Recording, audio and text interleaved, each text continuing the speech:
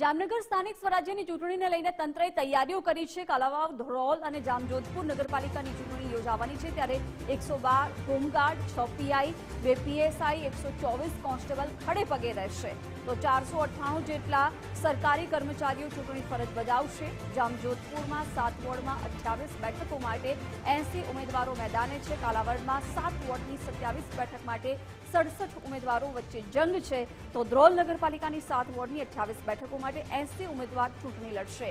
જામનગર અને જોડિયા તાલુકા પંચાયતની 2 બેઠકોની પણ પેટા ચૂંટણી યોજાવાની છે.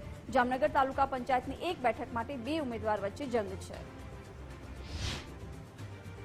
ધ્રોલ નગરપાલિકા ખાતે 7 વોર્ડ, જામજોધપુર નગરપાલિકા ખાતે 7 વોર્ડ તથા કાલાવાડ નગરપાલિકા ખાતે 7 વોર્ડની ચૂંટણી છે.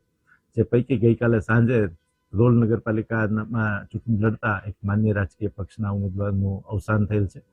જે અંગેનો અહેવાલ પણ રાજ્ય ચૂંટણી પંચને સાદર કરવામાં આવેલ છે.